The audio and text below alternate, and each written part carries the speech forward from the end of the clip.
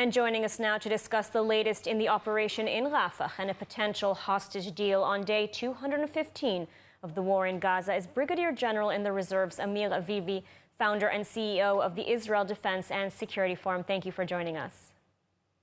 My pleasure. So the United States has said this is a limited operation in Rafah, while Israel is saying it will not stop until Hamas is defeated. So what is the IDF's current mission in Rafah? Well, at the moment, what was done was indeed limited. We took the Rafah crossing. It's not a very complicated mission to do, but we have to understand that in order to win decisively, Israel must conquer all of Rafah, all of it. Without that, we cannot reach the leadership of Hamas. Without that, we cannot reach all the hostages who are inside Rafah. And without that, we cannot destroy all the tunnels and the underground infrastructure that is connecting between Egypt and Gaza. So this is our only option. This is what will bring victory. This is the decisive move we need to do. And if we don't do it, we are risking all the goals of war. All the goals of war depend on a massive ground incursion into the Gaza Strip. Mm-hmm. And you know, the United States has confirmed that it's withholding shipments from Israel, over the Rafah operation. How serious is this move, and will it have any effect on the IDF's actions? We are experiencing unprecedented pressure, and it's risking, it might risk Israel existentially. And I think the political system, the cabinet, must unite, stand strong, and say to the U.S., we appreciate your friendship and everything you did for us, but we are not going to lose this war. We are going to Rafah and we are going to win decisively, and we expect our American friends to stand with Israel and help us win this really historical war. And is that essentially the significance of the United States withholding, ammo from Israel, that this could cost Israel the war? Yes, because when the U.S. is saying we don't support the Israel going into Rafah, it's basically saying lose the war. This is what the meaning is, and Israel needs to explain that, needs to say it clearly. You are telling us to lose the war. It's not going to happen. We're not going to lose. Now we can manage without these munitions for a while. We have enough to go to Rafah. We have enough to fight in the north. But obviously, we need the U.S. to stand, continue to support us, continue to supply the munitions we need. And I believe firmly that if we do what we need to do and go inside and destroy Hamas, the pressure will stop. The pressure is now. As long as we are not going in, once we'll decide and we'll do it, when we'll destroy Hamas and bring the hostages, then the pressure will stop. Mm-hmm. And you know, negotiations are still ongoing for a hostage deal. How would a deal now impact the war? You know, Israel has said that its two goals are the defeat of Hamas and also to, of course, bring the hostages home. But is it possible now to achieve both? Yes, it is. And I think that the only way to create a situation where there is an interest on the Hamas side to release hostages is an existential threat to Hamas. If we don't go in, if we don't really endanger existentially Deif, Sinwar, and all this leadership, then they won't be motivated to release hostages. We need to go in. These are really terrible sadists that really want to hurt the Israeli society and the families of the hostages. And the only thing that will change their mind is military pressure. And we saw for 3 months we're talking to them, nothing is happening. 3 months the hostages are in their hands and we're not doing what we need to do to release them. And this is military pressure on Hamas. Brigadier General in the Reserves, Amir Avivi, always a pleasure. Thank you very much, Idar. And moving on, Prime Minister Benjamin Netanyahu says the latest hostage deal proposal from Hamas was intended to sabotage Israel's planned operation in Rafah. Hamas now says that if the Rafah operation continues, there will be no hostage deal. ILTV's Steve Leibovitz has the story. Prime Minister Netanyahu says that Hamas did not and will not agree to release Israeli hostages until more pressure is placed with the entry of IDF forces into Rafah.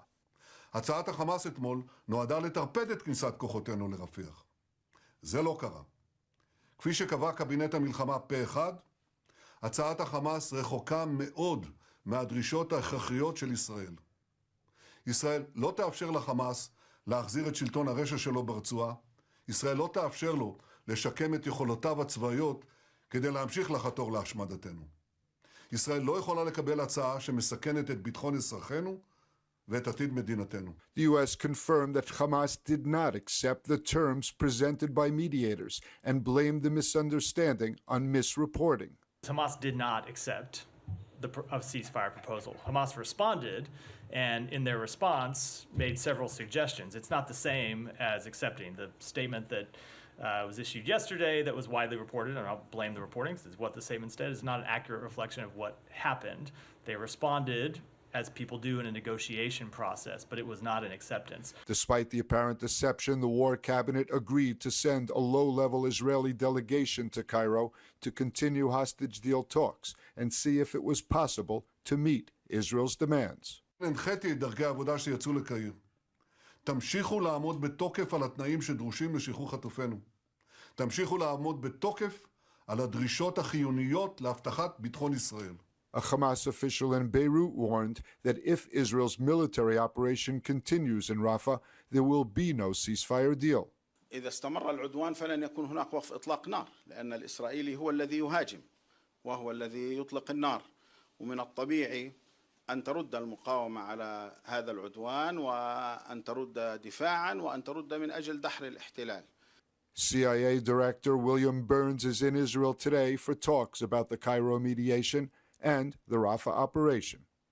Israeli forces remain in control of the Gaza side of the Rafah crossing, but have not attempted to advance so far. The Rafah cross remains closed to humanitarian aid, but the Kerem Shalom crossing has reopened only days after 4 soldiers were killed by a Hamas rocket strike nearby. ILTV's Steve Leibovitz reports.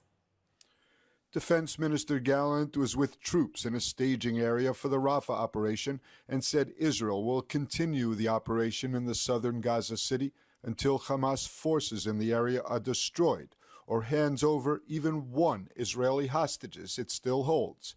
His meaning, the Rafah operation will continue moving forward unless there is a hostage for truce deal with Hamas. הוריתי אתמול לצה"ל להיכנס אל מרחב רפיח, לתפוס את המעבר ולבצע את משימותיו. הפעולה הזאת תימשך עד אשר נחסל את חמאס במרחב רפיח ובמרחב הרצועה כולה, או עד אשר יחזור החטוף הראשון. אנחנו מוכנים לפשרות על מנת להביא חטופים. אבל אם לא תהיה את האפשרות הזאת, נלך ונעמיק את הפעולה. זה יקרה בכל רחבי הרצועה.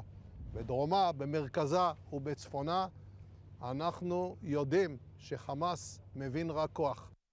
IDF forces seized the main border crossing between Egypt and southern Gaza yesterday, shutting down a vital aid route into the Palestinian enclave. In the short term, Israel is trying to raise the pressure on Hamas to agree to the deal to free Israeli hostages held captive since October 7th. The army provided this update. I want to give you an update on the situation in Rafah. Yesterday, the IDF called on Gazan residents and international organizations in eastern Rafah to temporarily evacuate and move a few miles away to the expanded humanitarian area in El Mawasi. There, we have coordinated an increase in field hospitals, tents, and quantities of food, water, and medicine. The quick movement of civilians away from areas that were under Hamas's control enabled us to advance.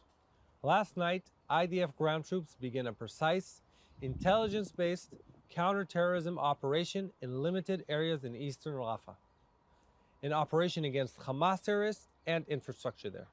The troops are operating in a specific defined area where residents have already been evacuated. With Rafah crossing closed, Israel today reopened the Kerem Shalom crossing only days after it was shuttered following a deadly Hamas rocket attack.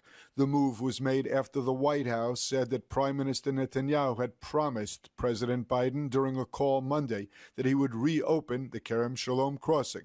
4 soldiers were killed and 10 wounded in the rocket strike from Gaza on an IDF staging ground adjacent to Kerem Shalom. Meanwhile, the U.S. is reportedly holding up several Boeing-made arms shipments to Israel for at least 2 weeks. This would be the first time since the outbreak of the Israel-Hamas war that the U.S. has held up a weapons shipment for the IDF, which it's been supplying on a near-constant basis since October 7th.